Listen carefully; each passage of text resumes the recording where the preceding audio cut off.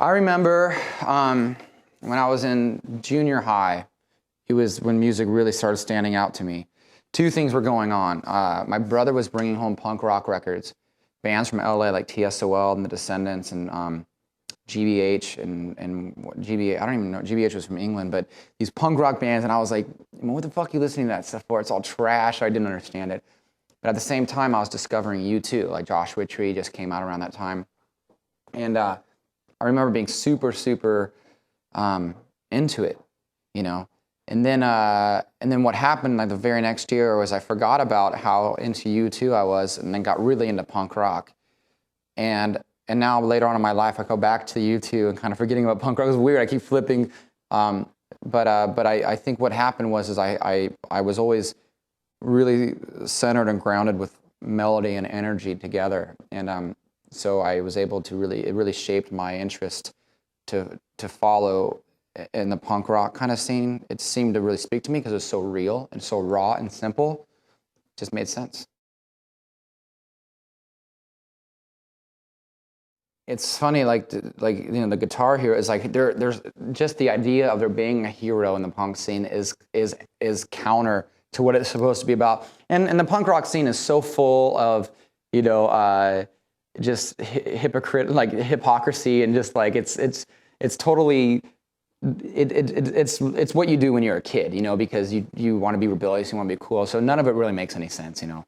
But some of it does, I guess. But if there was anybody that was in that scene that was elevating themselves to be in the front of the stage or to be, you know, showing off in any way, shape, or form, instantly you must hate that person, you know.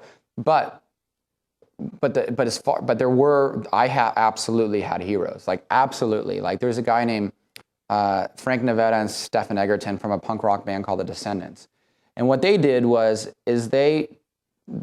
it's almost like if the Beach Boys, Brian Wilson, kept singing these really simple melodic melodies. I mean, you know, all the famous Beach Boys songs that you grew up listening to, they're very, very simple melodies. Now take those melodies and play them on a guitar riff.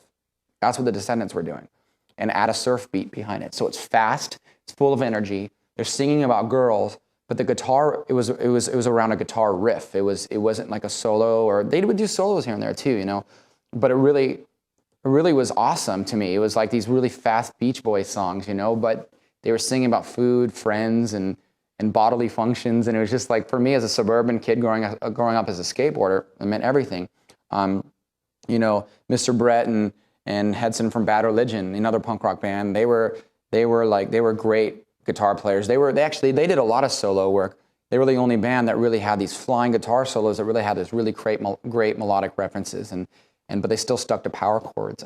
You know, but on the bigger side of things, you know, I really loved like The Cure. Like Robert Smith was doing these riffy things, but with like a bass six or like bass guitar.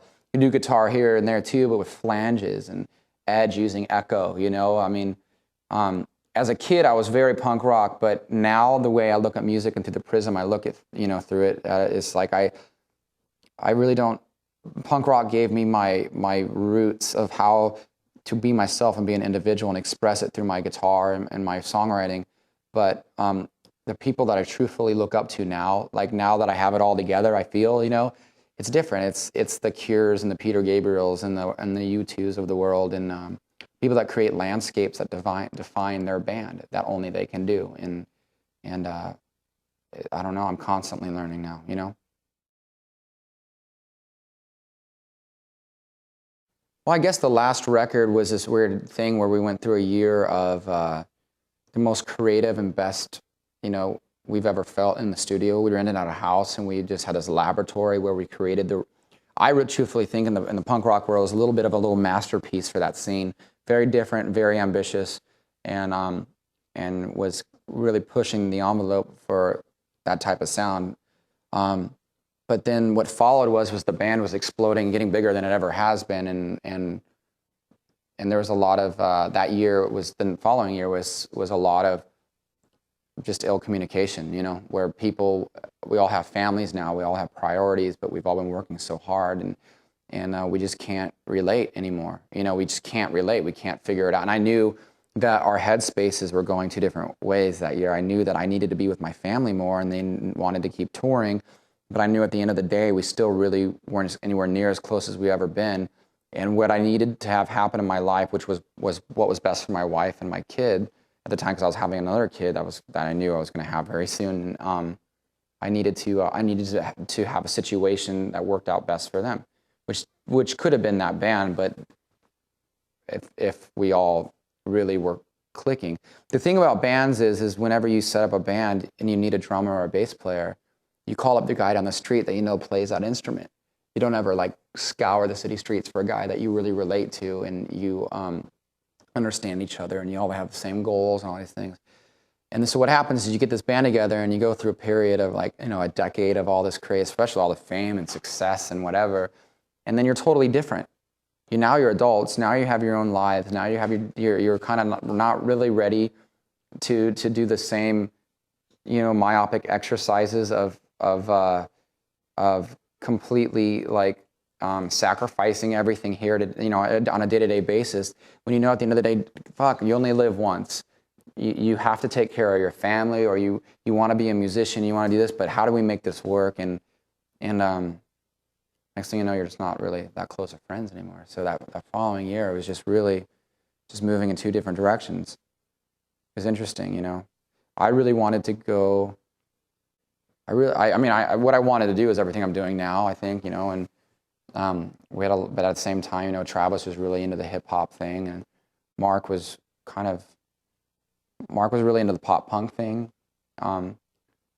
But that's what the magic was about Blink. That's why I think the band was so fucking rad, you know, is because we were all so different. I'm really like happy. Like I got 2 movies coming out with this band. I got my second half of the first record is the best. It's the most incredible music I've ever been a part of or ever had the chance to create.